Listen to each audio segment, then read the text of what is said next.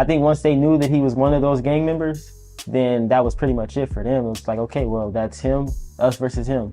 So you mentioned that, stations like the 77th Police Department are rooted in traditional policing.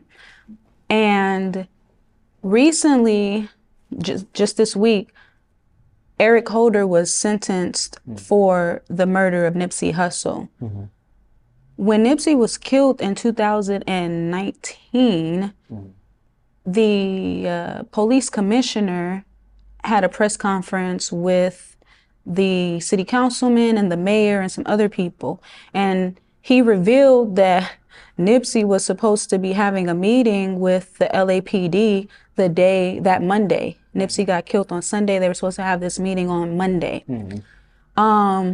Just what do you think they could have possibly been, just from your experience as a police officer and just understanding, just different aspects of, policing and community and things like that. Do you have any idea what they may have been prepared to talk about that day? I would say they were probably going to talk about how they could get on a just like a community level with the community. Obviously, Nipsey Hussle was a known gang member, but he was also, I would say he was a community organizer. We call him a neighborhood hero. I grew up in that area, so for me, Nipsey Hussle was a role model to me. I actually had conversations with partner officers about why he was a role model to me, and someone would argue with me like, oh, well, he was a gang member and this and that. Like, no, he was a father, he was a son, he was a poet, he was a business owner. That's what he was. Right. So, and we all, none of us are, as good as God. None of us walk in the image of God. So, for anybody to say like, oh, Nipsey Hussle was this and that, for me, it's like, nah, I'm not here for none of that. But anyways, I would say, yeah, I think they might have sat down and talked about some of the things that I'm trying to make happen about the gang unit and just kind of show how they're actually terrorizing the community, when they're supposed to be trying to protect us. When I first got into the LAPD, I thought that maybe I might be interested in joining the gang unit. But when I got to Southwest Division, I saw that like nobody was calling on the gang members. And so the problems start from officers stopping the gang members. Like that's how a lot of the issues were starting between law enforcement officers. It's not like, oh, they had just beat somebody up or robbed somebody. Like they were probably just chilling in front of a store or at a park and officers pulled up and, tried to do whatever they were going to do that day and they didn't want to go with the program. So I think they were probably going to talk about some of those things, how to change it, make it better for the community members, and just get on a talking stage. Like we as officers and as civilians, we have to both get out of the mindset of us versus them. So, Nipsey was also somebody that was advocating against those gang injunctions. Like he was vocal about gang injunctions. Can you talk a little bit about just briefly what a gang injunction is? And then I have a follow-up to that question. Okay, yeah. So the gang injunction is basically like, let's say you're a young man, you're 16, 17 years old, and you are a part of a gang. If you've committed a crime or, they stopped you for a traffic stop or anything like that, they'll ask you, are you a part of a gang? A lot of times the young men, like they have pride and they don't see the wrong in what they're doing. So they'll say, yeah, they're admit to it or, something like that. And so the officers will write that down on an FI card.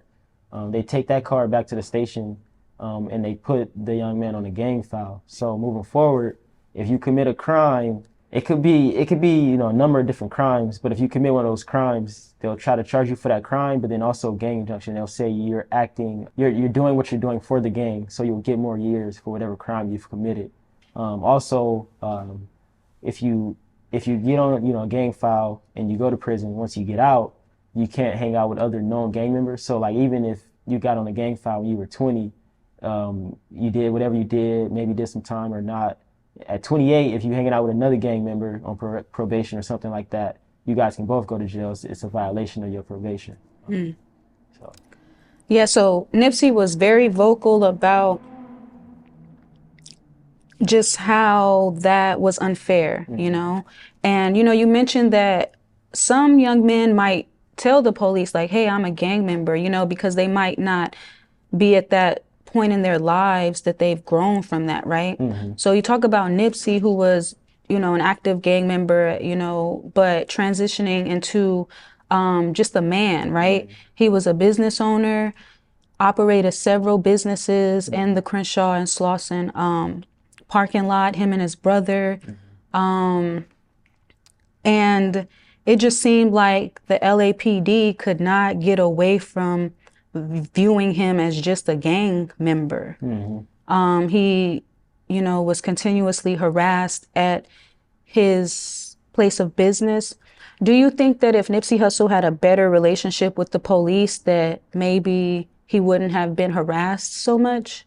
I don't even think that he would have had a chance to have a better relationship with them. I mean, unless he just like pretty much submitted to whatever they wanted him to do. I don't see that there was like, I think once they knew that he was one of those gang members, then that was pretty much it for them. It was like, okay, well, that's him, us versus him, it's us versus them.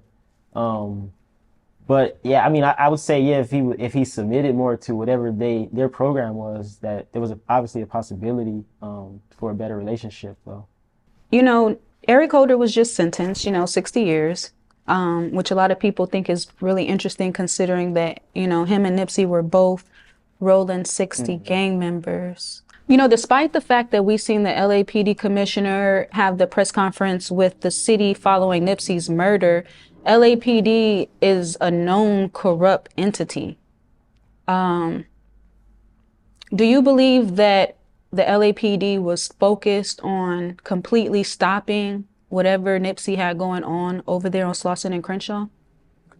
I would say yes. I'm not big into conspiracy theories, but we see it already. Like, even now today, I live like 3 minutes from that area, the Crenshaw and Slauson area.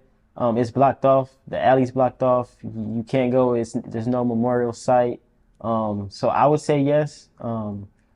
I've been kind of following it a little bit, and I think they were saying that the city planned on like taking the whole building from the family or something like that because of something about the gang. It was like a gang, or I'm not too sure, but trying to put the gang injunction on the property, on the whole property, business in the state, and basically say that's what was going on, and so they're trying to take it now. And so that's interesting because you guys were saying that before he passed away, you guys were going to have this meeting. And after he passed away, instead of trying to uphold his memory and maybe honor his family, you guys are trying to take everything that he built by saying, oh, there's gang involvement going on. Do you think that there could have been more people involved with Nipsey's death? Maybe even perhaps law enforcement? Do you have any thoughts about that? I think that there could have been. I've never witnessed any, I've never witnessed any law enforcement officers say that, there was something going on or even alluded to it. But there's that possibility. We know a lot of the positive things that he was doing in the community. So there's definitely that possibility that they were that determined to stop what he had going on. That, they probably could have sent Eric, what's his last name? Holder. Junior. To go and do that. And I think also they said that he was an informant for law enforcement. And that was I think that was a part of the issue that he had with Nipsey Hussle. Allegedly. Yeah, allegedly. So we don't know, we don't know what kind of, what was going on behind those closed doors. It could have just been that, it was a bad day for Eric Holder and, he was mad, or there could have been something deeper behind it that could, cause Nipsey to lose his life.